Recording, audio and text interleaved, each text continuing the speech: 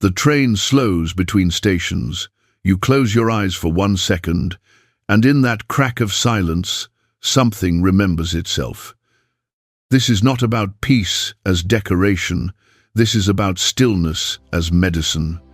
The kind that works when therapy stalls, when advice bounces off, when even hope feels like another weight to carry. Today, you will hear why the body knows what the mind cannot say. Why 3 breaths can do what 1,000 words cannot. Why the city's loudest corner can become your quietest refuge. You will discover how stillness is not the absence of noise, but the presence of something older, wiser, fiercer than panic. Here is what happens now. A woman sits in a waiting room, hands trembling. She stops fighting the tremor and watches it like weather. A man crosses a bridge at dawn, anger tight in his chest. He pauses, exhales completely, and the knot loosens without permission. A student stares at a wall of deadlines and instead of running, sits, just sits, and the wall stops. Growing, stillness does not solve, it reveals, it shows you the door you thought was locked, and sometimes that is enough. The enemy is not noise. The enemy is the belief that you must always be moving, fixing, performing, proving. The city trains you to sprint even when standing still. Your mind learns to rehearse disasters, to scan for threats, to never land. Buddhism calls it the monkey mind, swinging branch to branch, never resting. Stillness is not the cage. It is the ground the monkey forgot existed. Here is the first truth.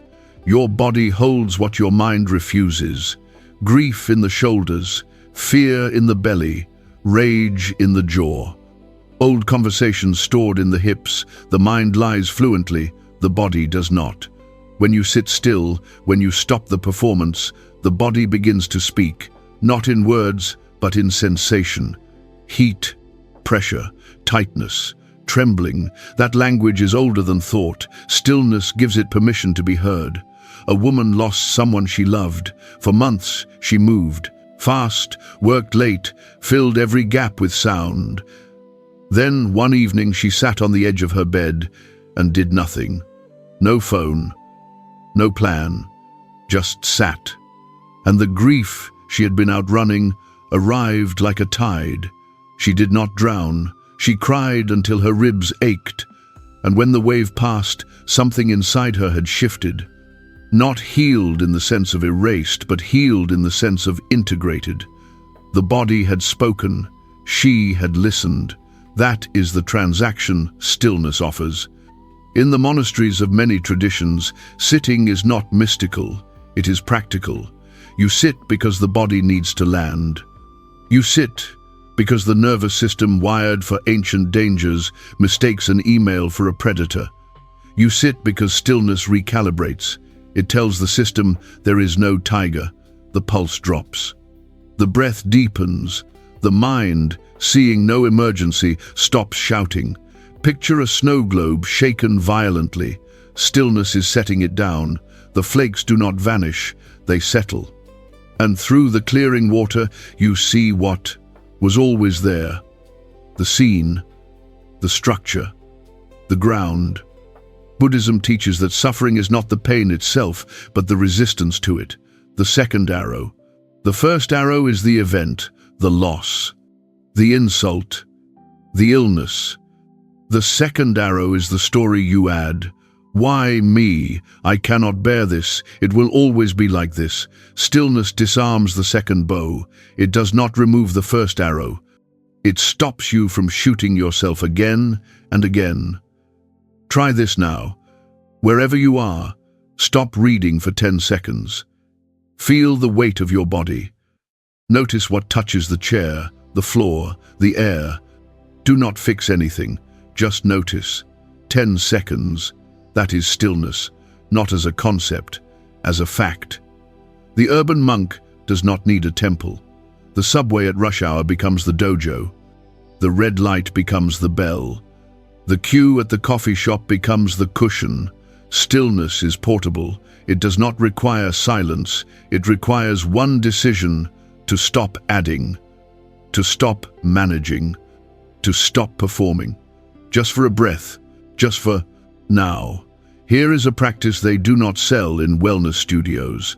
Sit with what you hate, not to punish yourself. To stop running. If anxiety comes, do not distract. Feel where it lives. The chest, the throat, the hands. Name it softly. Anxiety. Hello, you are here. What do you need? Sometimes it needs nothing. Sometimes it just needed to be seen. A man carried rage for years. Tight fists, sharp words, sleepless nights.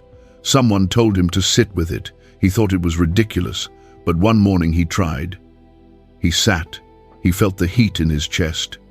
He watched it like watching a fire in a distant field. He did not feed it. He did not douse it. He watched. And after 20 minutes, the fire did not own him. He could see around it. That was the beginning. Stillness reveals the gap between stimulus and response. In that gap is freedom.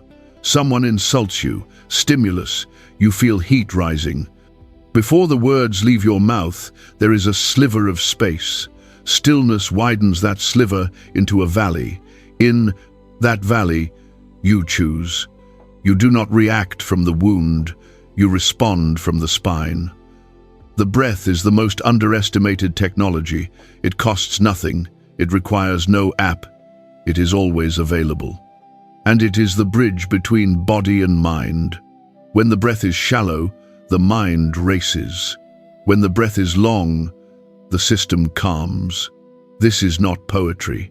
This is biology. Here is the breath practice for when nothing works. Inhale through the nose for 4 counts. Hold gently for 4. Exhale slowly for 6. Hold empty for 2. Repeat 5 times. That is it. No mantra, no incense, just breath. The long exhale activates the vagus nerve. It signals safety. The body believes you. Stillness is not passive, it is fiercely active. It is the choice to stop fleeing, to stop filling, to stop pretending. In a world that rewards constant motion, stillness is rebellion. It says, I will not be colonized by urgency. I will not let noise decide my worth. There is a Zen story. A student asks the master how to find peace. The master says, when you sit, sit. When you walk, walk. Above all, do not wobble. The student is confused. The master smiles. You sit, but your mind walks. You walk, but your mind sits. You are always split, wobbling. Stillness is the art of being where you are. The body knows seasons. Winter is not failure. It is preparation. Stillness honors that rhythm. You do not bloom every day. Some days you are roots. Some days you are soil. The culture demands fruit in every season. Stillness says no. Today I am underground. And that is enough. When you sit still, the mind will protest. It will offer you lists, worries, fantasies, judgments. Let it. Do not fight the mind. Watch it, like watching traffic. A thought arrives. You notice. You do not board. Another thought. You notice. You do not board. The mind is not the enemy. The identification with every thought is. Here is the cognitive shift. You are not your thoughts. You are the space in which thoughts appear. Stillness makes that space visible.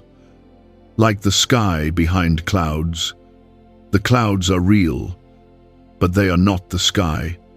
Your thoughts are real, but they are not you. A teacher once said, the mind is a bad master but a good servant. Stillness trains the mind to serve. It stops letting every impulse command the day. It stops letting every fear write the story. The mind learns to sit, to wait, to listen. Pain is unavoidable. Suffering is optional. That line is not dismissive, it is surgical. Pain is the body's signal. Suffering is the mind's amplification. Stillness interrupts the amplification. It does not erase pain. It stops you from building monuments to it. Someone receives bad news. The first wave is shock. The body tightens, the breath shortens. Stillness here is not optimism, it is presence. You feel the shock without adding catastrophe. You breathe, you land, you ask, what is true right now? Not what might be, what is. Often right now you are breathing, right now you are safe, the future is not here, yet. Stillness keeps you from living 10 disasters before one arrives. In the city, stillness looks like this. You are late, traffic is frozen, your chest tightens. Stillness is 3 long exhales. Stillness is loosening the jaw. Stillness is the decision not to rehearse the apology until you arrive. You cannot move the cars. You can soften the grip. Another scene, the argument that spirals. Words sharp as glass. Stillness is the pause before the next sentence. Stillness is feeling the heat without throwing the match. You do not suppress. You do not explode. You hold. You breathe. You speak from a place that is not burning. Buddhism teaches equanimity, not indifference, not numbness. Equanimity is the steady heart. The heart that feels everything but is not swept away by anything. Stillness is the training ground for equanimity. You sit with discomfort, you sit with boredom, you sit with restlessness, and you learn that none of it kills you, none of it defines you, it all passes. Like weather. The modern epidemic is not busyness, it is the fear of stopping, because when you stop, you meet yourself. And sometimes that meeting is uncomfortable, the unfinished grief, the unnamed fear, the question you have been avoiding. Stillness does not let you hide, but it also does not abandon you. It holds you while you see, a simple practice for the overwhelmed. Sit for 3 minutes, set a timer, close your eyes, place one hand on your heart, one hand on your belly, feel the rise and fall. Say nothing, fix nothing, just feel. 3 minutes. If you can do 3, you can do 5. If you can do 5, you can do 10. You are training a muscle. There is a paradox. The more you chase peace, the more it eludes you. The more you rest in stillness, the more peace appears. Not as achievement, as recognition. Peace was always here. You were too loud to notice. Stillness is also listening, listening to the body, listening to the breath, listening to the quiet voice beneath the panic. That, the voice does not shout, it whispers, and it speaks only when the noise drops. Here is what stillness is not. It is not spiritual bypassing. It is not pretending pain does not exist. It is not toxic positivity wrapped in incense. Stillness is honest. It says, this hurts, and I can be with this hurt without becoming it. Compassion begins with stillness. You cannot extend compassion if you are at war with yourself. Stillness is the ceasefire. You stop punishing yourself for feeling. You stop demanding that you be different. You meet yourself as you are, messy, tired, trying, and you say, okay, we will do this together. There is a Tibetan practice called Tonglen, breathing in suffering, breathing out relief. It sounds backwards, but it works. You breathe in your own pain, the tightness, the fear.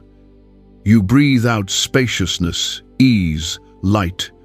You do not hoard the good, you do not exile the bad. You let both move through you. Stillness makes you the channel, not the dam. When nothing works, stillness is not another strategy to fail at. It is the end of strategies. It is the moment you stop trying to fix and start being. You stop performing recovery and start inhabiting your life. Broken pieces and all. A tree does not try to grow, it grows. A wound does not try to heal, it heals. Your body knows, your nervous system knows. Stillness is stepping out of the way. Here is a closing practice. Tonight, before sleep, lie down. Do not check your phone. Do not plan tomorrow. Just lie still. Scan your body from crown to toes. Where is there tension? Breathe into it. Where is there ease? Thank it. Do this for 5 minutes. Let it be the last thing you do. Sleep will come differently, not because you earned it, because you allowed it.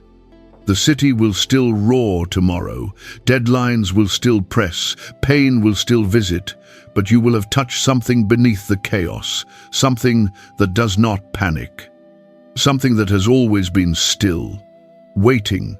Stillness heals not because it removes the wound, but because it stops you from tearing it open again and again with your mind. It lets the body do what it was designed to do: repair, regulate. Remember, you are not broken. You are overstimulated. Stillness is the reset. The subway doors close. The city blurs past the window. You take one breath, one real breath, and for that second, you are not lost. You are found. Share this teaching with someone who is tired of running. Subscribe to walk this path together. And when you turn off the screen, sit for just 1 minute. No goal, no outcome. Just you. Still, whole, here,